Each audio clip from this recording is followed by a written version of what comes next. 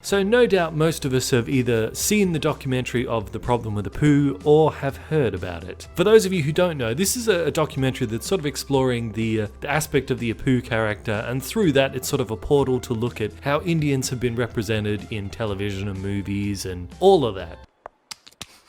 Jiminy cricket. Ooh, expired ham. Oh, this time I've gone too far. No, no one will fall for... Woohoo! Cheap meat! Ooh, this one's open.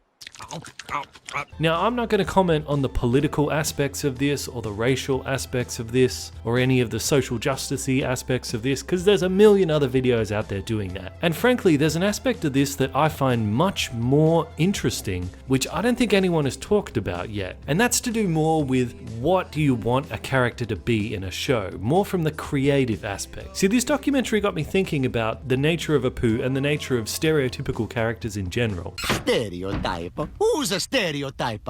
That's a spicy accusation. You pipe it down. Hey? And I thought to myself, okay, let's say you want to change Apu so that he's not so much of a stereotype. So you strip away the aspects of his character that are highly stereotypical. What have you now got? You've got a guy who's Indian, but he's basically just a regular guy. He's just a dude. He's just a normal dude who happens to be Indian. But the problem is, being normal, by definition, means you're not special. You're not unique. You're not memorable in any way. If you're normal, you can't be special. And if you're special, you're not normal. So if Apu were to be made less stereotypical, probably none of us would know who he is. Now, I'm not saying that justifies inappropriate stereotypical characters, but it's an interesting dilemma from a creative perspective of, do you want a character to be memorable and maybe a bit stereotypical, or non-stereotypical but makes no impact at all in the culture? Because, you know, to put this in a context that I can personally relate to as an Aussie, I think about Steve Irwin. What a lot of people don't know is when Steve Irwin first started doing his show Crocodile Hunter, he tried to get it started here in Australia, and it was an abysmal failure because Aussies hated it. Aussies hated it because we thought, oh, he's playing up this stereotypical over-the-top Aussie type of personality. It makes us all look like a bunch of idiots. We're not all like that. We're not all Crocodile Dundees, for crying out loud. He's making us all look stupid. Now, of course, in the case of Steve Irwin, he wasn't putting on a character. He just genuinely is like that in real life. So Aussies rejected Steve Irwin, and he eventually took the show to America, and it was a massive success. Why? Because he's special. He's unique. There's only one Steve Irwin. But because he was such an over-the-top caricature of what people believed Aussies were like, that's why people know who Steve Irwin is today, even after his death. He made an impact, and looking back on it, as frustrating as it was in the early days to see him playing up to that Aussie stereotype, looking back on it now, I'm glad he did, because it kind of opened the door for Aussies in a way. Similar thing happened with Arnold Schwarzenegger when he was trying to make it in Hollywood, because this was back at a time when bodybuilding was not what it is today. Bodybuilding was considered this weird, freaky subculture, and he's trying to break into Hollywood, and everyone's saying, look, this is ridiculous. You're never going to make it in Hollywood. There's nothing normal about you. You've got this massive, overly developed body that is grotesque to look at. You've got this accent that nobody can understand what you're talking about, and you've got a name that's so big and complicated you can barely even fit it on a billboard. They said there's no way you're going to make it in Hollywood because there's nothing normal about you. But that ended up working in his favor later on because Arnold was so unique. There was only one Arnold. There was nobody else like him. Likewise with Apu, he's unique. You say Apu, everybody knows who that is. And no doubt the stereotype is frustrating for Indians, but you do have to kind of weigh up, like, would you rather a memorable Indian character or a forgettable Indian character?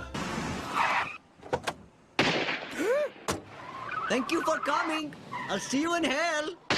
But on top of that, there's another aspect to this. Stereotypes are not inherently bad in themselves, because there's a difference between being a stereotype and being just a stereotype. Like, take Cletus, for example, the hillbilly character. Cletus, he's a funny character, right? He talks funny, he acts funny, it's funny because he's dumb. He's a funny character. But if you stripped away the fact that he's a hillbilly, what are you left with? Nothing. because that's all Cletus is. Cletus is a stereotype because that's all he is. He's just the hillbilly guy. And if you take that away, there's nothing there. That's not the case with Apu though. He might have started out as just the Indian guy in the Quickie Mart, but because he's had so many episodes devoted entirely to him, and they've really fleshed out and rounded out his personality, I don't think he is a stereotype anymore, because he's not just the Indian guy in the Quickie Mart. We know so much about him now. He's a fully rounded character in my view. If all we knew about him was the fact that he's Indian and works in the Quickie Mart, then he'd be a stereotype. But he's not, because he has depth there. There's more to him. I don't want to live anymore. Give me that wiener. No, I don't want to live, sir. Give me that wiener.